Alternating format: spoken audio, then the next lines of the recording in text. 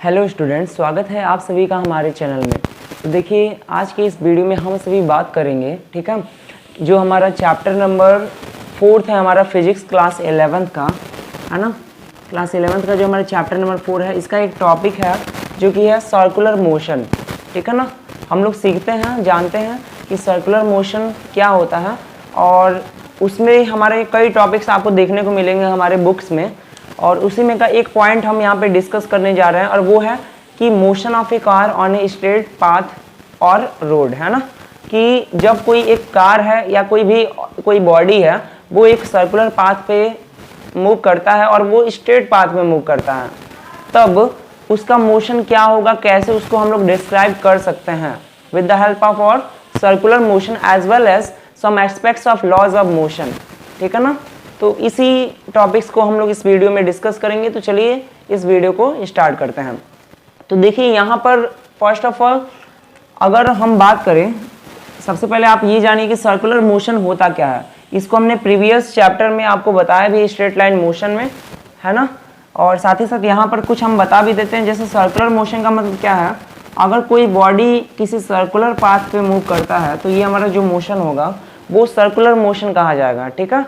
और साथ ही साथ अगर आपने पढ़ा हो इसको तो आपको पता होगा कि सर्कुलर मोशन में ही हमारा एक फोर्स काम करता है, सेंटर के टुवर्ड्स, सेंटर की तरफ एक फोर्स काम करता है, रेडियस के अलोंग एक फोर्स काम करता है, जिसे हम लोग सेंट्रीपिटल फोर्स कहते हैं। और यही फोर्स जो होता है ये क्या करता है, कोई भी ऑब्जेक्ट अगर हमारा सर्कुलर मोशन कर रहा है, ये उसको बैलेंस करने का काम करता है, मतलब उसको उस सर्कुलर पाथ में बनाए रखने का काम करता है, ठीक है।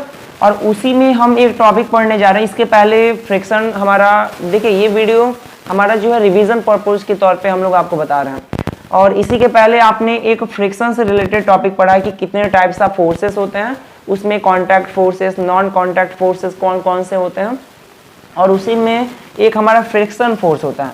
और जब फ्रिक्शन फोर्स जब सर्कुलर पाथ पे कोई बॉडी चलता है तो उस पर भी काम करता है। और सपोज कीजिए कोई आपका एक सर्कुलर ट्रैक है, ऐसे कोई सर्कुलर ट्रैक है, एक सर्कुलर रास्ता है, तो अगर कोई आपका कोई कार ही सपोज कीजिए अगर है इस पर, तो ये कार जो है किस स्पीड से मूव करे, किस स्पीड से ये कार मूव करे कि ये जहाँ हमारा मोड़ आता है, जहाँ पर इस कार को मोड़ना होता है वहाँ पर ये स्किड ना करे, ये स्लिप ना करे। तो उसके लिए हमको यहाँ पे इसके एक फॉर्मूले देने होंगे, इसका एक एक्सप्रेशन देना होगा कि जिस वेलोसिटी से ये मूव कर रहा है वो मैक्सिमम वेलोसिटी क्या होगी कि हमारा कार स्लाइड ना करे अंडर द सेंट्रीपिटल फोर्स, क्योंकि यहाँ पे हमारे फ्रिक्शन फोर्सेस भी काम करते हैं, ठीक है। तो हम सबसे पहले यहाँ पे इसका डायग्राम ही बना देते हैं। सपोज कीजिए ये हमारा सर्कुलर ट्रैक है, रास्ता है, सर्कुलर पाथ है, सर्कुलर मोशन हो रहा है, और इसमें हमारा एक कार है, ठीक है। अब यहाँ पर कार का जो वेट है हम उसको शो करा देते हैं कि हमेशा बॉडी, मतलब यहाँ पे एक फ्री बॉडी डायग्राम हम दिखा देते हैं, बॉडी के सारे फोर्सेस को रिप्रेजेंट कर देते हैं। और यहाँ पर जो इस कार का जो वेट है वो नीचे की तरफ काम कर रहा होगा, वो कितना होगा वो हम यहाँ पे दिखा देते हैं, mg, यहाँ पे वेट नीचे की तरफ काम कर रहा है, ठीक है। और इस कार का एक नॉर्मल रिएक्शन ऊपर की तरफ काम कर रहा होगा, कैपिटल R। साथ ही साथ यहाँ पर एक फ्रिक्शन फोर्स काम कर रहा होगा। देखिए यहाँ पर जो टायर्स हैं, इन टायर्स जो है आपको पता ही है, कोई भी अगर ऑब्जेक्ट है अगर वो मोशन में है तो मोशन में है, for that we also require the friction force, है ना। अगर हम चल पा रहे हैं तो हमें भी फ्रिक्शन फोर्स की जरूरत होती है, without friction we can not move also. तो यहाँ पर फ्रिक्शन फोर्स भी काम करता है, और उसका जो डायरेक्शन है वो इस डायरेक्शन में है, यहाँ पे इस डायरेक्शन में एक फ्रिक्शन फोर्स काम करता है, इसमें इसको हम लोग स्मॉल f से दिखा देते हैं। और साथ ही साथ यही जो फ्रिक्शन फोर्स होता है, ये फ्रिक्शन फोर्स हमारे जो सेंट्रीपिटल फोर्स होता है उससे ये दिया जाता है, इससे प्रोवाइड किया जाता है। मतलब जो सेंट्रीपिटल फोर्स होता है वही इस फ्रिक्शन फोर्स को बैलेंस करता है ना। तो ये सर्कुलर पाथ पे एक हमारा कार, एक या कोई भी बॉडी हो, है ना, जो मोशन कर रहा है, उसका ये हमारा पूरा का पूरा ऐसे एक डायग्राम हो जाएगा। इस फिगर को आप लोग देख सकते हैं, बहुत ही ईजी है, छोटा सा टॉपिक है। अब यहाँ पे आपको बताना क्या होता है कि आप वो मैक्सिमम वेलोसिटी आपको बतानी है कि जिस वेलोसिटी से हमारा ये कार मूव करे, है ना, और ये स्किड भी ना हो, जहाँ पर ये मुड़ रहा है, जहाँ पे ये बेंड हो रहा है, यहाँ पे ये थोड़ा सा मुड़ रहा है, तो वहाँ पे जाहिर सी बात है इसे कुछ एंगल के साथ झुकना होगा, और साथ ही साथ कुछ वेलोसिटी इसकी होनी होगी। तो क्या वेलोसिटी होगी हमारी, अभी हम एंगल की नहीं बात कर रहे हैं, हम यहाँ पे वेलोसिटी की बात करें कि मैक्सिमम वेलोसिटी क्या हो सकती है कि हमारा कार जो है ये स्लिप ना करे, स्किड ना करे। तो यहाँ पर इसके लिए हम सारे फोर्सेस को बस यहाँ पे करेंगे क्या, बैलेंस कर देंगे। और ध्यान से अगर आप देखें तो यहाँ पे आप देख सकते हैं कि जो नॉर्मल रिएक्शन है ये mg को बैलेंस कर रहा है। तो हम यहाँ पे लिख सकते हैं फ्रॉम फिगर, हमारे फिगर से हमें क्या मिलता है, that the normal reaction here given will be equal to the mg, small mg mass. Small m जो है ये हमारे बॉडी का मास है, कार का मास हम सपोज कर रहे हैं। इसको हम इक्वेशन फर्स्ट मान लेते हैं, है ना। और दूसरा इक्वेशन हमें क्या मिल जाएगा, दूसरे इक्वेशन में हमें ये मिल जाएगा कि जो कैपिटल FC है वो स्मॉल f को बैलेंस कर रहा है। यानी हमारा स्मॉल f जो है इसे कौन बैलेंस कर रहा है, कैपिटल FC। और आपको पता है अभी हमने इस चीज को बताया कि यहाँ पे सेंट्रीपिटल फोर्स कैपिटल FC होता है और इसकी जो वैल्यू होती है वो mv²/r होता है, स्मॉल r। सपोज कीजिए रेडियस स्मॉल r है, वैसे ही यहाँ पर भी हम मान लेते हैं सर्कुलर पाथ की जो रेडियस है वो स्मॉल r है। और यही हम m²r के भी बराबर कर सकते हैं। ये भी एक तरह का ओमेगा हमारा एंगुलर वेलोसिटी है, तो उसके रिलेशन में भी हम इसको प्रोवाइड कर सकते हैं। तो यहाँ पे FC को हम लिख सकते हैं mv²/r, ठीक है ना। ये हमारा इक्वेशन 2 हो गया, ठीक है।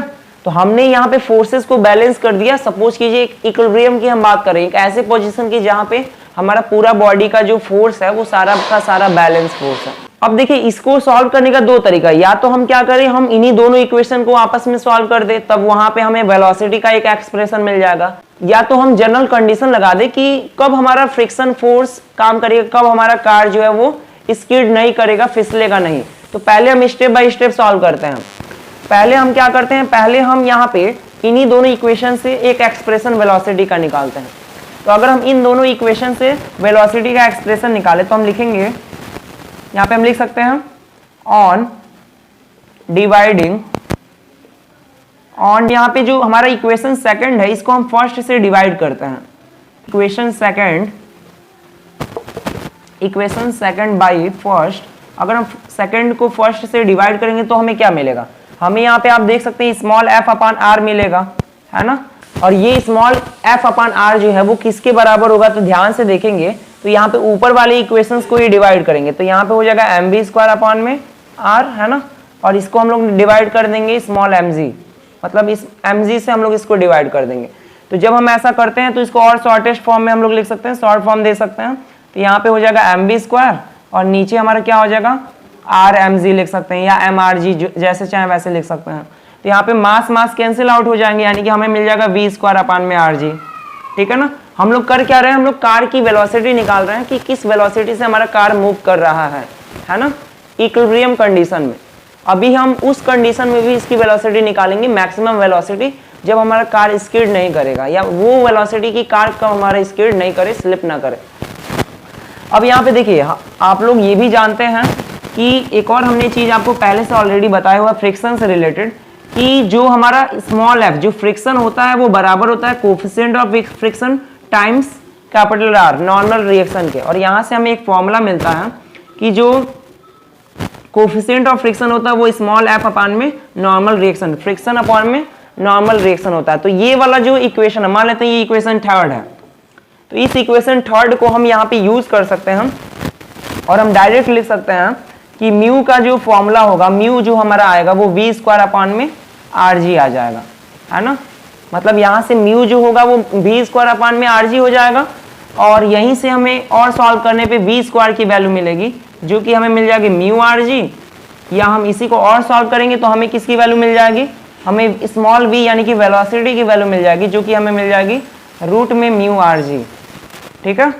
और यही हमारा वेलोसिटी का फॉर्मूला होता है, यही एक्सप्रेशन वेलोसिटी का आता है, जिस वेलोसिटी से हमारा बॉडी सर्कुलर पाथ पे अपना मोशन कर रहा है under the action of friction force, है ना। तो ये तो एक स्टेप हो गया कि हमने यहाँ पे वेलोसिटी का जो है एक्सप्रेशन ऐसे निकाल लिया, है ना। अब हम लोग दूसरा मेथड इसमें देखते हैं। तो अब देखिए अब दूसरे मेथड में क्या है, सेकेंड मेथड में हम वो कंडीशन देखेंगे, है ना, when our car when car stay on the road, मतलब इसको जब रहना है रोड पे या स्ट्रेट पाथ पे, when the car stay on the path on its path, जब हमारा कार अपने पाथ पे बना रहे उसके लिए क्या हम कंडीशन देंगे। तो जाहिर सी बात है, अगर कार को जब ये मुड़ रहा है या जब ये मोशन कर रहा है, तो अगर कार को अच्छे से इस पाथ पे बने रहना, तो उसके लिए हमारा जो फ्रिक्शन फोर्स है ना, वो क्या होना चाहिए?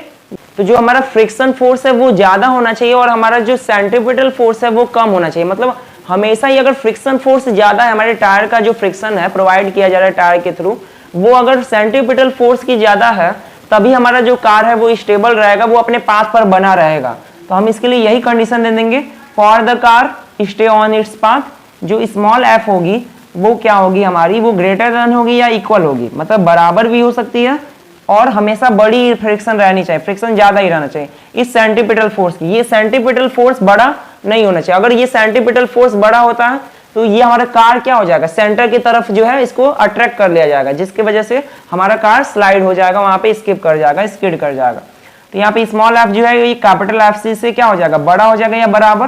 तो यहाँ से स्मॉल एफ अभी हमने वहां पे लिखा हुआ है एक फॉर्मूला, स्मॉल एफ जो होता है ये होता है म्यू कैपिटल आर, और जो म्यू कैपिटल आर है ये क्या हो जाएगा, ये भी बड़ा हो जाएगा या बराबर हो जाएगा हमारा कैपिटल एफ सी के, यानी कि एम वी स्क्वायर में, वी स्क्वायर अपॉन में आर के बराबर हो जाएगा। ठीक है, और यहाँ पे आपको पता है ये नॉर्मल रिएक्शन जो है वो किसको बैलेंस कर रहा है, एमजी को बैलेंस कर रहा है, यानी नॉर्मल रिएक्शन जो वो किसके बराबर है, स्मॉल एमजी के बराबर है। तो हम यहाँ पे लिख सकते हैं म्यू एमजी जो है ये हमारा बड़ा है या बराबर है एम वी स्क्वायर अपॉन में आर।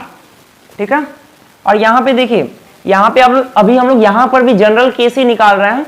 अभी हम लोग मैक्सिमम वेलोसिटी जो होगी इस कार की क्या होगी उसको भी हम लोग देखेंगे। तो यहाँ पे हमारी जो म्यू एम जी है वो बड़ी होनी चाहिए, बराबर होनी चाहिए M V square upon R के, या इसी को और शॉर्ट फॉर्म में लिखेंगे तो एम से एम यहाँ पे कैंसिल हो जाएगा और हमें मिलेगा क्या कि वी स्क्वायर जो होगा वो छोटा होगा या बराबर होगा किसके, म्यू आर जी के।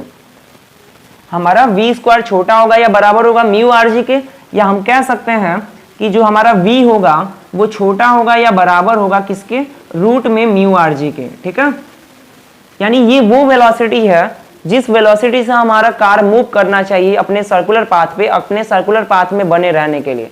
अगर ये वेलोसिटी एक्सीड करती है, मतलब बढ़ जाती है, तो होगा क्या, हमारा जो कार है वो अपने मोशन से वो हट जाएगा, वो वापस से स्किड कर जाएगा या वो मोशन पे बना ही नहीं रहेगा। ठीक है, तो यहां से फाइनली अगर हम बात करें कि मैक्सिमम वेलोसिटी हमारी क्या होगी इस सर्कुलर पाथ पे, कि हमारा कार अपने मोशन को बनाए रखे, वो स्किड ना करे, फिसले ना, तो इसका हो जाएगा, हम लिख सकते हैं वी मैक्स बराबर ये हो जाएगा रूट में म्यू आर जी, है ना। यहाँ पे जो इक्वालिटी वाला बराबर वाला जो कंडीशन है उसको हम ले लेते हैं और ये हो जाएगा म्यू आर जी। ठीक है ना, और यही हमारा एक्सप्रेशन होता है उस वेलोसिटी का जिस वेलोसिटी से on a circular path the motion of a body, moving body on a circular path on a straight road should be followed, है ना, कि वो अपने स्ट्रेट पाथ को फॉलो करे। इसके लिए जरूरी है कि उसकी वेलोसिटी जो है वो रूट म्यू आर जी होनी चाहिए। तो इस तरीके से हमने आपको बता दिया, ये सेकंड मेथड था। ऐसे ही पहले मेथड में भी हमारा इतना ही आंसर आया था, वी वेलोसिटी जो आई थी वो रूट में म्यू आर जी आई थी, लेकिन वो हमने डायरेक्ट बता दिया था बिना किसी कंडीशन के। आप उससे भी सॉल्व कर सकते हैं और ये मेथड भी आप यूज कर सकते हैं to solve this problem of the motion of the bodies on the circular path to be followed the circular path, है ना। तो देखिए इस तरीके से हमने आपको बता दिया कि क्या होता है सर्कुलर मोशन, थोड़ा सा हल्का फुल्का, है ना। और इसी में हमने बता दिया कि कैसे एक स्ट्रेट रोड या स्ट्रेट पाथ पे कोई भी कार या कोई भी बॉडीज, मूविंग बॉडी, वो अपने पाथ को बनाए रख सकती है, किस वेलोसिटी से वो मूव करेगी। ठीक है, तो इस वीडियो में इतना ही, बाकी हम लोग नेक्स्ट वीडियो में डिस्कशन करेंगे। So thank you.